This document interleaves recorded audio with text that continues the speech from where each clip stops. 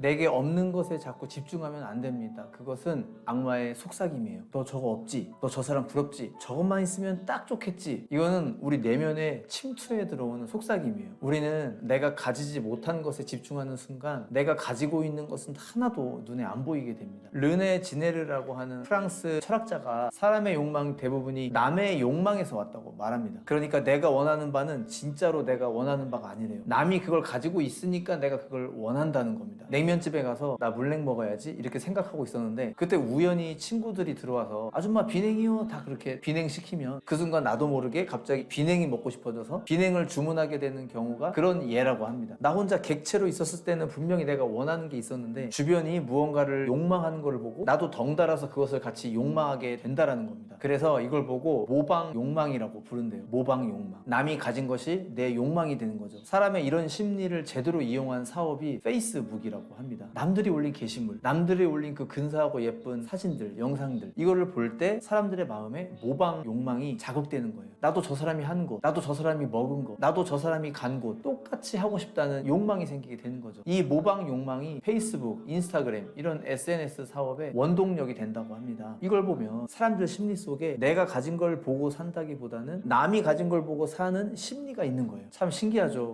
우리가 이미 가진 것으로 행복해하기보다는 나에게 없는 것, 남에게는 있는 것, 그걸 가져야지만 행복해질 것이라고 그렇게 여기는 겁니다. 여기에는 반드시 충족이 없죠. 남이 가진 걸 보고 산다는 것은 반대로 말하면 항상 내 자신은 가진 게 없는 자, 부족한 자로 살아가는 것이기 때문에 그렇습니다. 나는 그냥 항상 부족한 사람인 거예요. 이 사람에 비해서도 부족하고 저 사람에 비해서도 부족한 거예요. 그래서 다른 사람 하는 걸 따라하고 흉내내고 내게 없는 것을 채우려고 하고 그렇게 되지만 내 마음은 깊은 그 행복감, 깊은 곳에서 우러나오는 행복감을 느끼지 못하는 겁니다. 내가 채우고 싶은 것을 채울 때 당시에는 기쁠지 모르겠지만 그게 지나가고 난 자리는 마음이 공허해지는 거죠. 구약성경 창세기에 나오는 그 에덴 동산에서의 뱀의 유혹, 그것도 따지고 보면 내게 없는 것에 집중하게 만드는 것이었습니다. 하나님은 이 세상을 창조하시고 에덴 동산을 창조하시고 인간에게 모든 것을 다 위임하셨죠. 동산에 있는 모든 나무 열매들을 임의대로 또 마음대로 아무 때나 먹어도 된다고 하셨어요. 그런데 다만 선악과만 먹지 말라고 하셨죠. 뱀이 유혹한 건 바로 그거였어요. 거기에 집중하게 만드는 거였어요. 하나님이 하지 말라고 했던 그 선악과, 거기에 집중하게 만든 겁니다. 하와가 그걸 봤을 때 먹은직스럽고 보암직하고 지혜롭게 할 만큼 탐스러웠다고 그렇게 기록하죠. 그래서 결국 그것을 먹게 되었고 그것을 먹으니까 죄책이 생기고 수치가 생기고 불안함이 생기게 되었죠. 결국에 인간은 불행해지게 된 겁니다. 그 선악과처럼 우리는 비유적으로 내게 없는 것에 자꾸 초점을 맞추게 된다는 겁니다. 지금 내게 없는 거, 내가 갖지 못한 거, 그거를 갈망하면서 그거를 따먹고 싶은 거예요. 이미 내가 가진 열매들이 있는데 그거는 시들시들한 겁니다. 내 마음에서 시들시들해져 버린 거예요. 나에게는 없는 저 열매, 남에게 있는 저 열매, 저것만 눈에 보이는 겁니다. 악마는 그런 식으로 내가 가진 것에 집중하지 못하게 만들어요. 내가 갖지 못한 것만 보게 만듭니다. 내게 없는 곳에만 시선이 꽂히게 되면은 그때부터 우리 마음은 내가 마치 가진 게 단 하나도 없는 것처럼 그렇게 느껴지게 돼요. 하와의 시선이 그 선악과 하나에 꽂히게 되는 순간 그 동산에 있었던 무수히 많은 그 열매들은 그 마음에서 다 시들시들해져 버린 거죠. 그 선악과 하나가 모든 열매를 다 잊혀지게 만든 거예요. 이미 내게 주어진 모든 것을. 사람은 그런 것 같아요. 나에게 없는 것을 나에게 있는 것보다 더 크게 느끼는 것 같습니다. 여러분, 하나님이 내게 주신 것이 있습니다. 남들 또한 내가 가진 것을 보고 부러워할 수도 있어요. 하나님은 우리에게 주신 것이 있습니다. 우리가 여기에 집중할 때에 행복해지게 되고 또 여기에 집중하게 됨으로써 이 위에 더 많은 풍성한 것들을 쌓아나갈 수 있게 되는 거예요. 아무리 그래도 저는 가진 게 없습니다. 하나님 저에게 아무것도 안 주셨어요. 혹시 그런 분이 계시다면 좀 옛날 책이긴 한데요. 세계가 만약 100명의 마을이라면 이라는 책이 있는데 이 책을 소개해드리고 싶습니다. 이 책은 세계 전체 인구를 100명이라고 하는 마을로 축소시켜 놓고 거기에 어떤 사람들이 살고 있는가 이거를 보여주는 책이에요. 이 책의 내용 중에 몇 가지 예를 좀 들면 100명 중에 20명이 영양실조고 1명은 굶어 죽기 직전이라고 합니다. 100명 중에 75명은 비바람을 피할 집이 있고 25명은 그렇지 못하다고 합니다. 100명 중에 8명은 은행에 예금이 있고 지갑에도 돈이 있지만 나머지는 그렇지 못하다고 합니다. 100명 중에 7명이 차를 가지고 있고 1명이 대학 교육을 받았고 2명이 집에 컴퓨터가 있다고 합니다. 100명 중에 52명은 자기 신념과 양심에 따라서 그렇게 말하고 살 수가 있지만 나머지 48명은 그렇게 살 수가 없다고 합니다. 이렇게 우리가 한번 생각해 본다면 우리가 대한민국에 태어났다는 이 하나만으로도 이미 괜찮은 것들을, 충분한 것들을 가지고 있는 거 아닌가요? 골로새서 3장 15절 말씀에 보면요, 그리스도의 평강이 너희 마음을 주장하게 하라. 너희는 평강을 위하여 한 몸으로 부르심을 받았나니 너희는 또한 감사하는 자가 되라. 이렇게 말씀합니다.